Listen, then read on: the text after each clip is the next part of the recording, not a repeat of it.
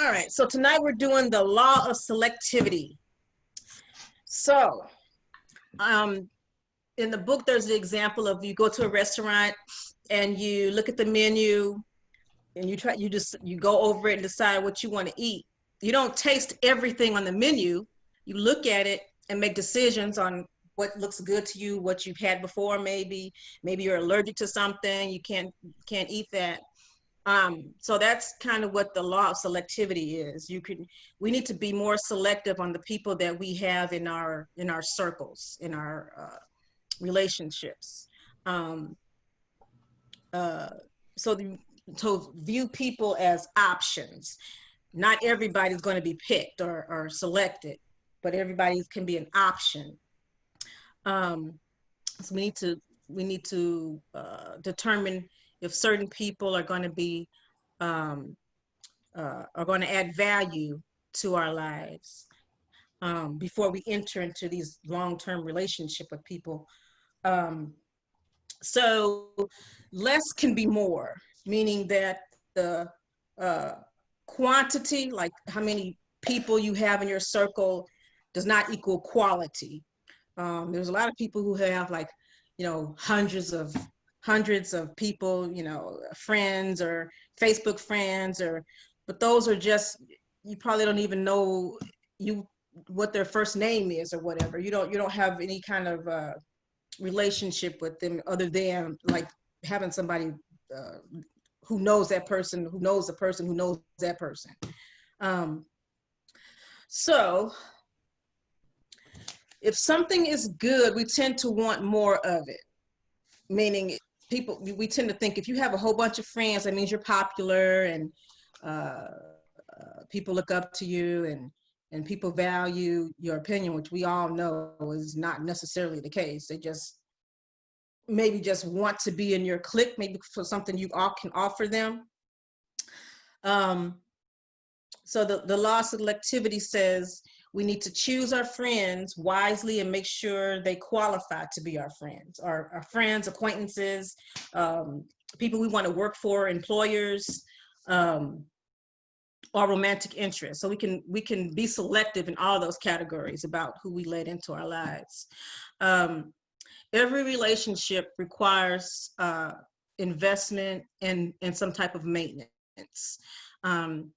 Otherwise it won't last. I mean, you can have people, people that you went to grade school with, and you still talk to them and you still nurture that relationship because you put in time, you contact them, you talk to them, you know about their kids. That's because over time you kept in touch, you sent birthday cards or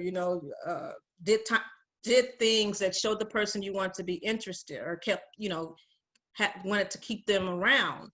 I think I have two people that I went to grade my best friend when I went to grade school with, and my best friend I went to high school with.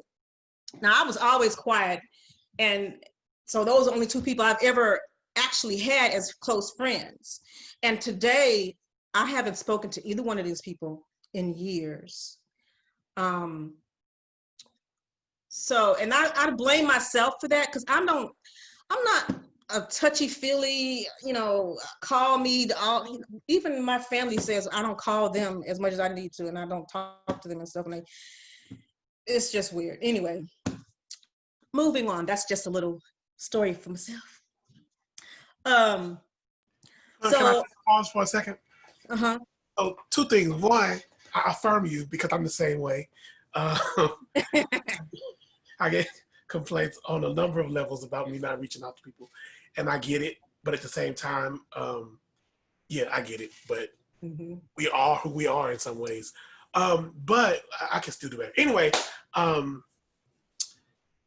this is kind of, forgive me for if this is, I'm kind of breaking the flow, but so this week is the law of selectivity. Now, last week we talked about the past, but you didn't characterize it as a particular law. Was there a law? Yeah, actually, I can run through all of them. So the first one was the law of being real.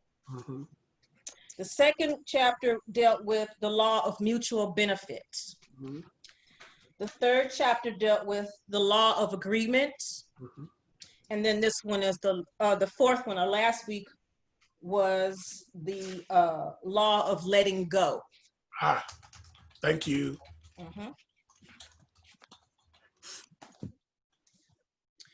Okay, so, oh, like I said, this, and like, as, so you're better off having a few great friends than a lot of mediocre or detrimental people around you. So it's better to cultivate those great, those great relationships than to have a whole bunch of people around you just vultures. Not giving any, not putting in any value to your life. So how are your relationships affecting you? What unpleasant things are you tolerating or putting up with in your life right now as a result of the relationships in which you are involved in?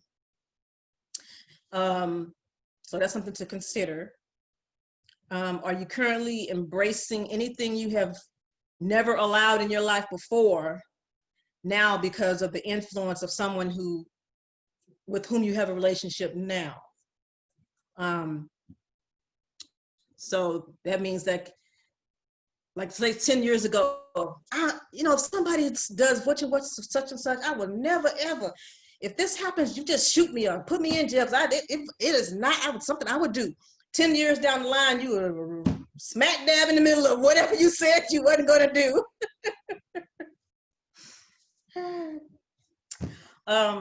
What once repulsed you that you no longer resist because you're in a relationship with a certain person? Something that you would never, again, things you never do, you find yourself doing. I don't know, maybe this person likes exercising or something. They get up and exercise 2 hours every day, and you just lay in the bed and just don't even care about doing exercise. That's not even a good example, but that's something where anything where you're the other person is involved in, but you're just not going to get into that. Are your standards now lower than they once were because of the negative impact of someone with whom you are associated with? So I know we've done it. A lot of people have done it. They feel like they need to get into some relationship, and they just they have these standards or list of things they always are looking for, and just give up and just take the first thing that smiles their way. And that is not a good situation to be in. If I use all of these, I need to get rid of my daughter.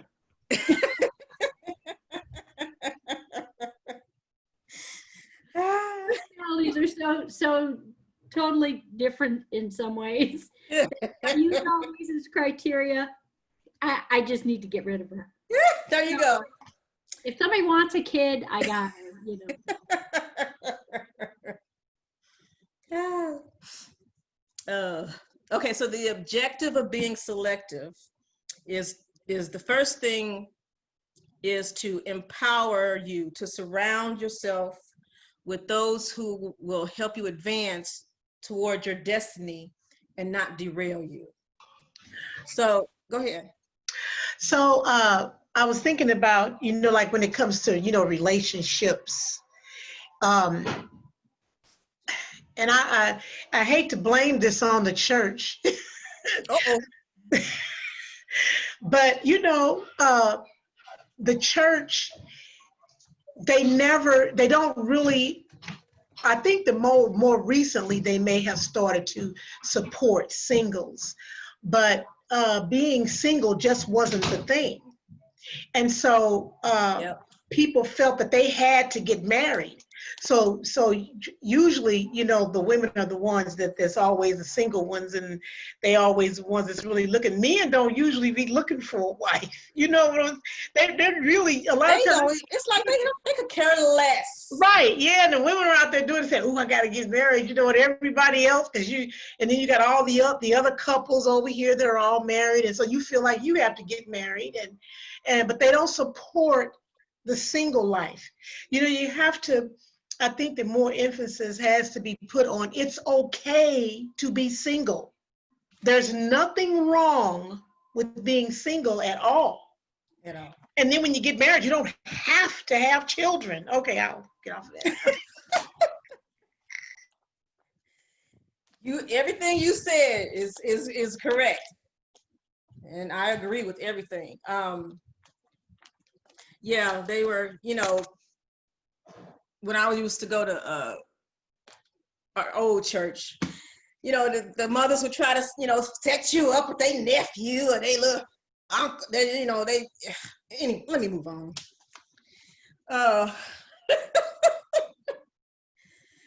So the first thing, right, empower, you have to, the objectives to being selective is to empower yourself to get yourself surrounded with people who are going to help advance you towards your destiny, not derail you. So that means we really need to start, it's a slang term like nitpicker. I can't think of it, but you got to pick through the trash and find something that's underneath that. And that's what you want to pull out of people. Stop laughing at me, Mother Trout.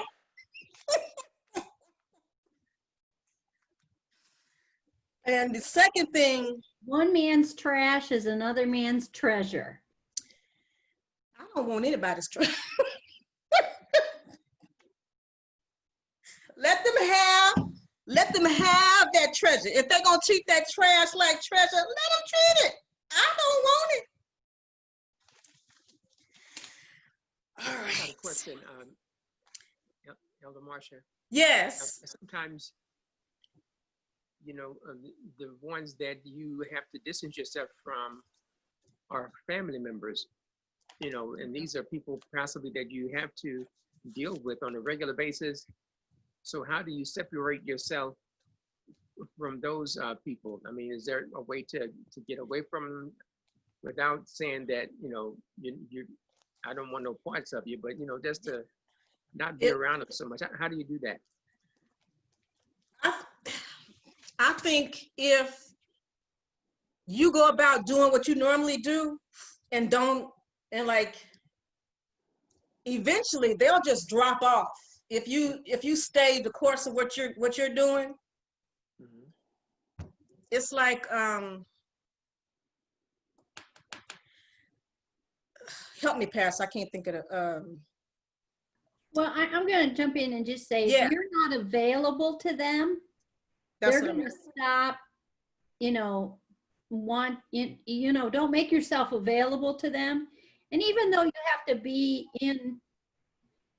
you might have to go to a family gathering and see them there, you're not, that's an obligation, but you're not available for them to, you know, do things with outside of family obligations, you know. It's just a way of distancing yourself in order to protect yourself. I mean, that's my suggestion, but just make yourself somewhat unavailable to them. Yeah. It's a hard situation to be in, but like I agree with the elder. If you just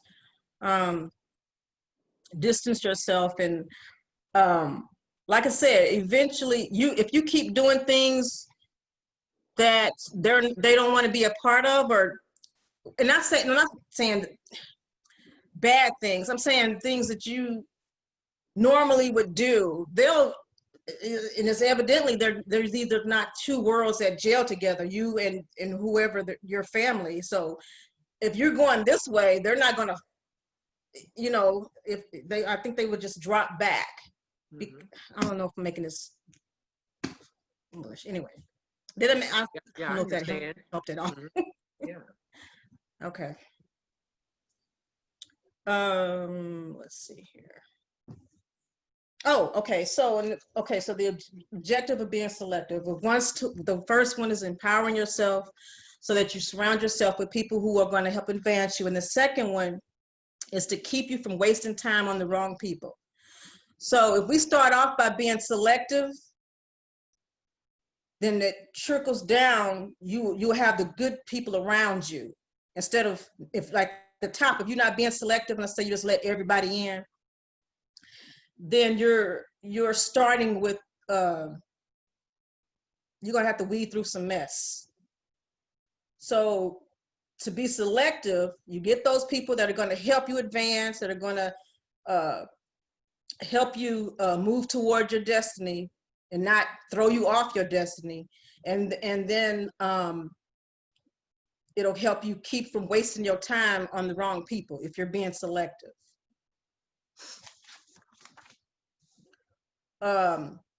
So understanding selectivity. So that means being discerning about the people you allow into your circle, that we've already discussed. You can be kind and considerate to everybody you meet, but don't attempt meaningful relationships with everybody. Be careful, deliberate about building these relationships. Let's see.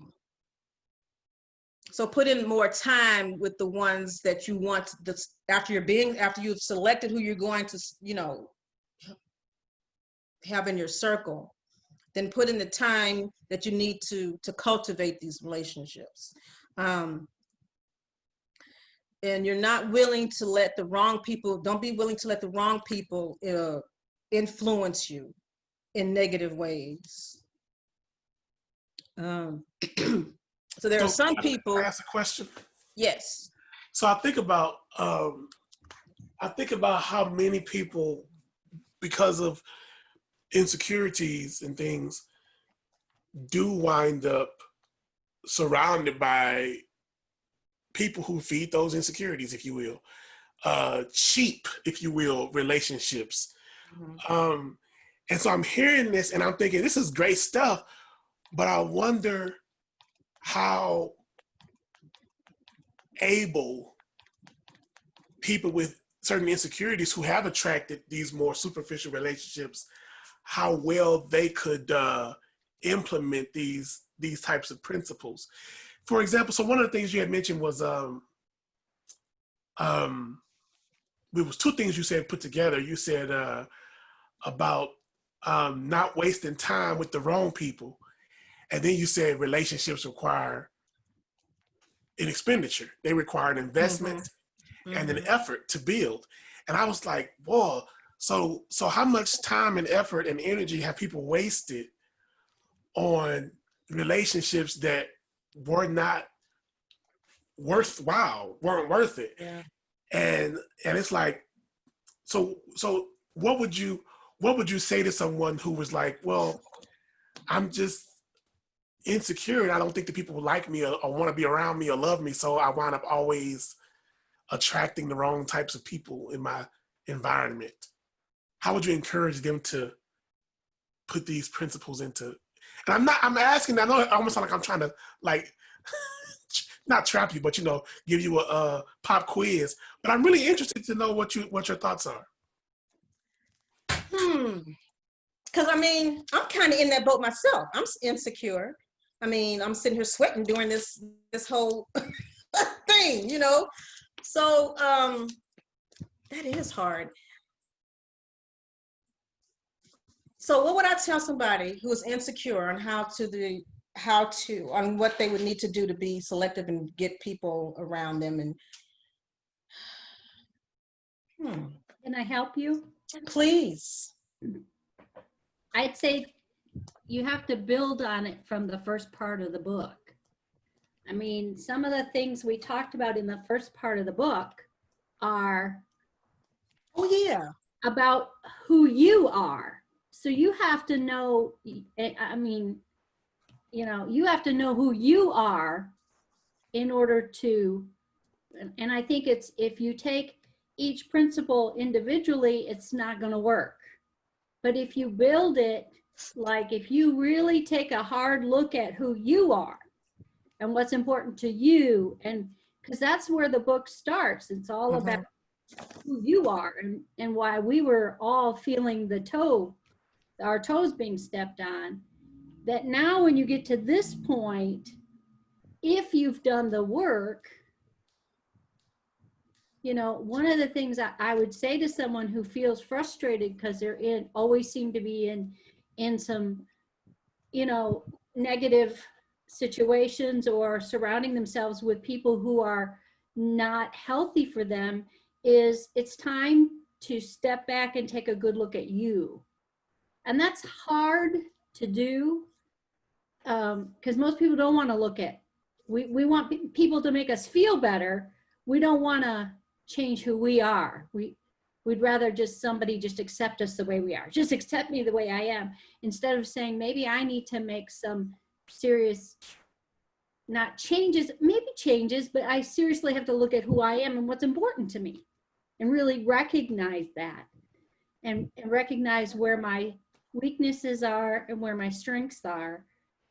And that's why I think if you take each principle or each thing separately, it's going to be helpful, but it's not going to be as helpful if you don't start from the beginning, which is go back to you.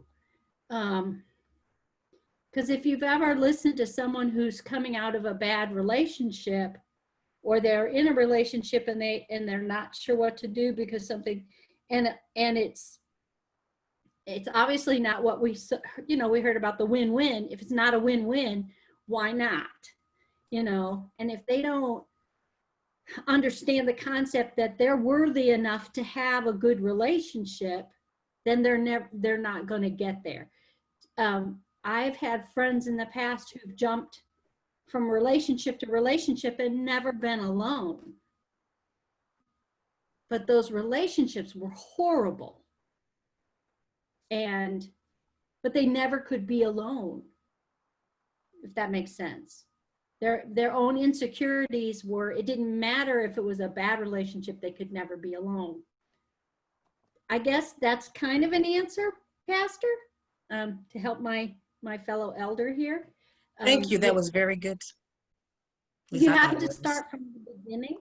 You know, you have to go back, and in order to select the right people to be around you, you've got to know more about you. Yep. Ditto.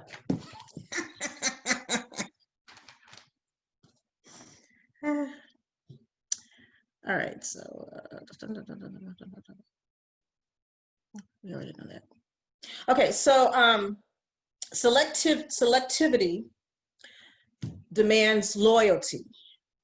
Like in the examples they give in here are like a CEO hires a CFO, or a husband and a wife. These are relationships that require loyalty. You have to be loyal to one another. There is, what is it? In 2 Corinthians 6, where it says about do not be unequally yoked. So whatever you're around will rub off on us. We can't allow ourselves to be around people who influence us away from God's place that He has, God's place for us.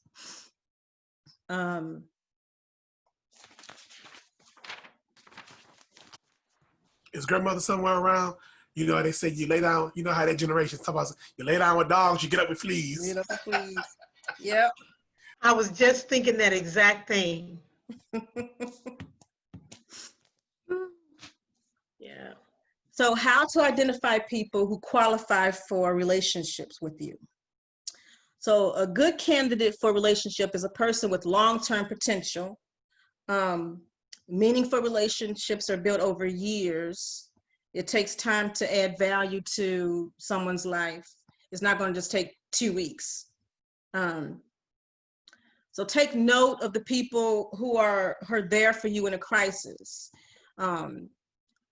Those people who are around you in the bad times are kind of the ones that you want to stay with you in the good times too. A good candidate for a relationship is a person of substance. Where are you going? Where are they going in life?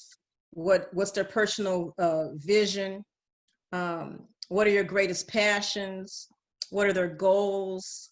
Where do you see yourself in like 10 or 30 years? What kind of impact are you trying to make for the kingdom of God? So these questions are not meant for that person who's smoking weed every other week.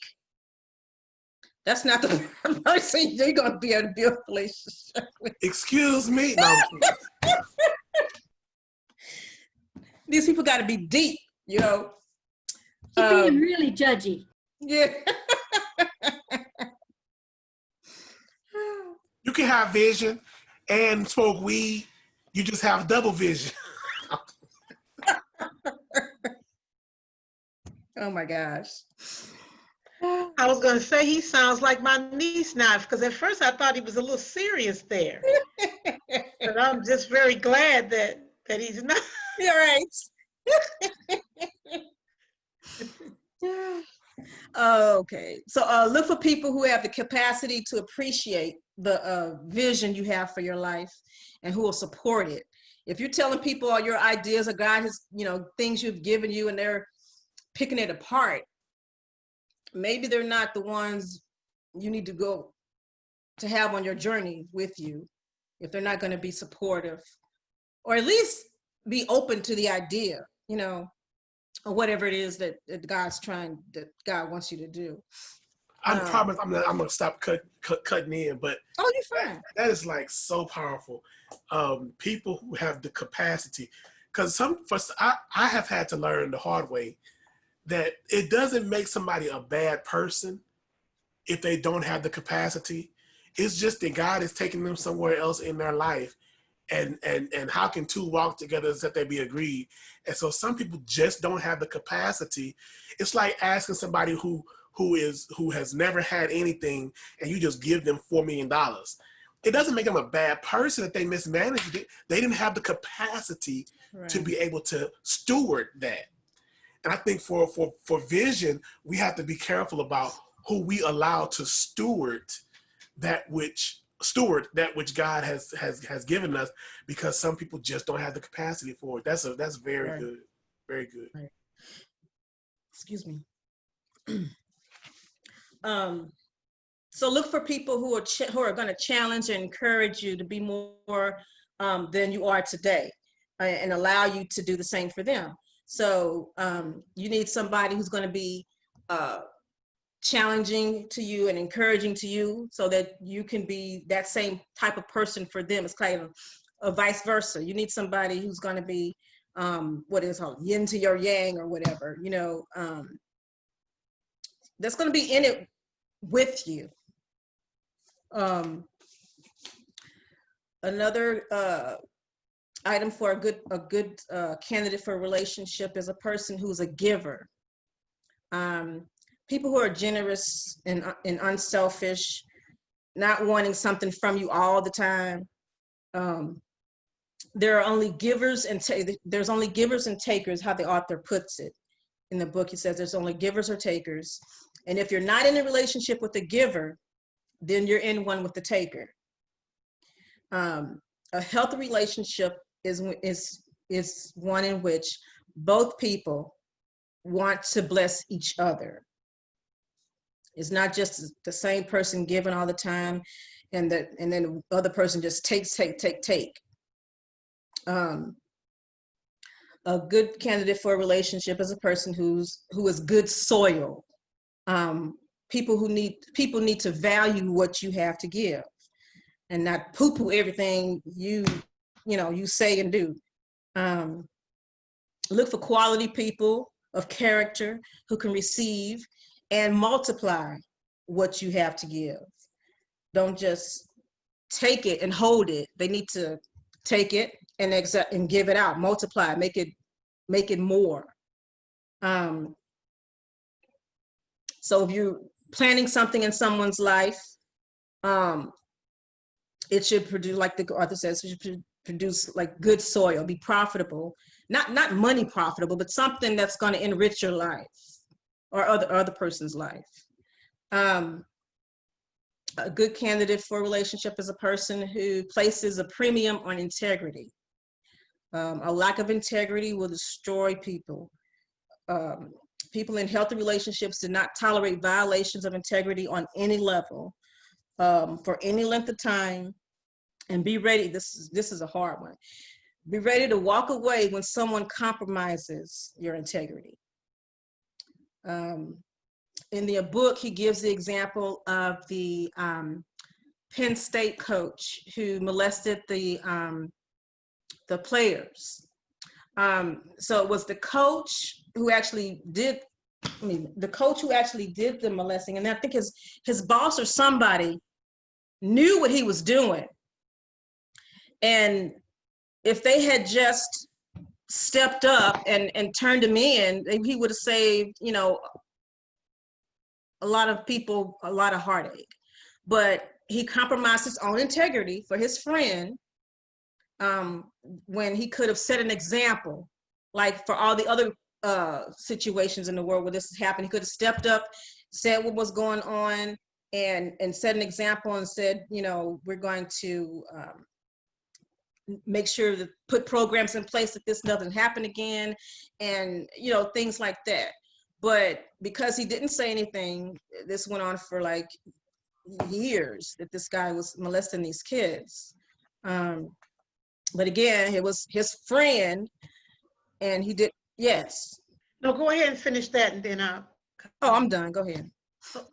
Well, I was just thinking that, yeah, he definitely did compromise his integrity, but I try to think about, his position. It's easy for us to be on the outside looking in and thinking, well, I wouldn't have let him get away with that. But then, when I think about something like that, that's a really big thing there, molested children. So I feel very strongly about something like that.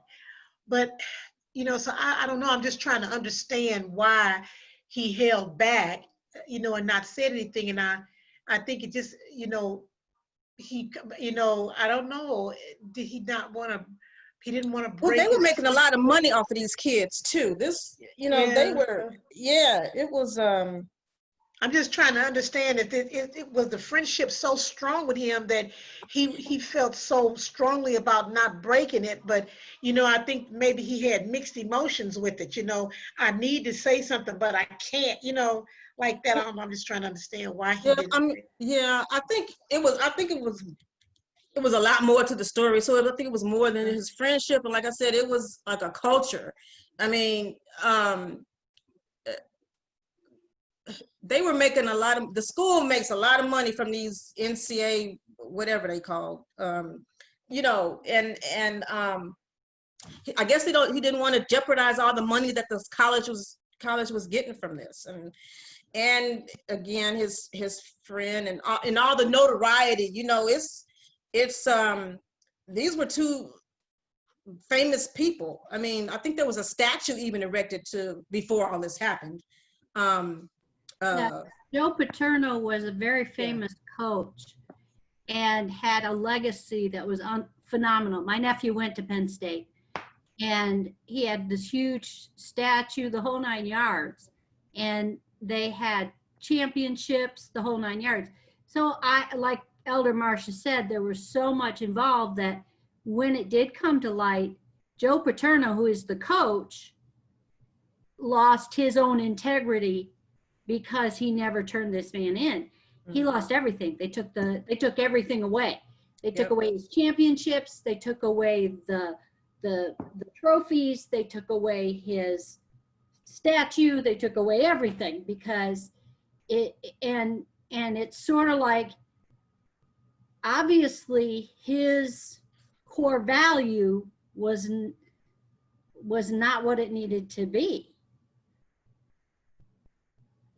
I don't, you know, I believe, like Elder Marcia said, there was a whole lot more going on here, um, that I don't know that we'll ever really know why. Yeah. Yeah, and then there's just things, you could have friends that don't do anything that major like molesting people, but let's say you got friends that go in here and shoplift. These little teenagers, you have like in your high school clique, and you got a bunch of girls going in here and shoplifting, and they make fun of the one that doesn't shoplift, so she wants to go in and be with her friends, do what her friends do. So it's things like that. You have to watch how watch what you're letting yourself let go when you're considering relationships with people. Let's see here. Okay, now we're going to get to our questions. So let's see here. This might be okay. So why would selectivity in relationships be good and wise for you? Anybody? So why would selectivity, the act of being selective in your relationships, be good and wise for you? Any thoughts? Yes. Well, I would think that it would give you less heartache because, if you hook yourself up with the wrong kind of people, Yeah. you're not going to be comfortable. You're not going to be relaxed. You're not going to be happy, with that relationship, whether you're trying to hold on to the friendship or not. You're not going to be happy in it. So you're going to be full of stress. So it'll be, yeah, because like for instance, the example you just gave, the friend shoplifting and making fun of you because you didn't shoplift with them. Can you imagine the pressure that you're under? Mhm. You don't want to do it. You know it's wrong. And so, but everybody else is doing it who you're hanging with. It would have been good if you had been selective and not been with them at all. So save you a lot Yeah. of heartache. Yeah. Yeah. Anybody else? Any thoughts? Yeah, I think that people are programmed. We're some of our experiences, and so in many ways we're programmed by those experiences. And if they're always negative because of not being selective, then we wind up programming ourselves in a very negative way, which causes us to not be open and not be willing to have those relationships that actually are positive when they come around because we've been programmed by the negative. Oh, that's a good way to look at it. Okay, let's Yeah, and see. I think, also, Yes. um, yeah, now when it comes to people, a lot of times we have the desire to, to be in a group or to be a part of a larger, I guess, cliques, so to speak, because you don't want to feel left out. No one wants to be alone, I guess all Yeah. the time. So it kind of almost makes you sacrifice some of your standards or whatever just to be a part of another group or to hang around certain people. But I get that's just like I think the first part of the book is you have to reflect on yourself and what your core values are and what you will and will not take and then go from there and decide whether or not you Right. you want to be around the people. Yeah, so it's real important to, I guess, to kind of weigh that in your mind as to whether are these people worth me sacrificing my values. So it's always good to be selective in that Mm-hmm. regard. Yeah. Very good. Yes, ma'am. Uh, I was, I had that same thought there that Brother Terrell was just mentioning. But after you, with insecurities and things that we've grown up with, or we've gotten into, brought into our childhood and teenage years and so on. That's why it is so important that you are selective, because when you decide to to join yourself together with someone else and you want to raise children, it's so important that you both work together to instill confidence in your children and to teach them the values of life. And, you know, it's so much to raising a child that I am truly, I'm in agreement with the whole neighborhood raising the children, you know, because it's just so, it's not an easy task. It really isn't. And so when you instill these things into them, that helps them be more selective in who they are, you know, picking for friends. It helps them make better decisions. There are no guarantees anywhere, but that's definitely a good start. Because after you've gotten into the teenage years and adult years, it's much, much harder for you to come out of that. So. Yeah. Yeah. And I think, like, you know, with some of the examples, like when you're in high school, certain things are important to you. You know, being cool or popular or whatever. You know, whatever's important to you then may not be important to you later. And unless the relationship can evolve and develop with it, you'll find those people go away. Mm-hmm. You know, I have the ladies I go on my 1 weekend, 2 weekends a year with, and our relationships are not like they were when we were younger at all. They have evolved and grown and changed.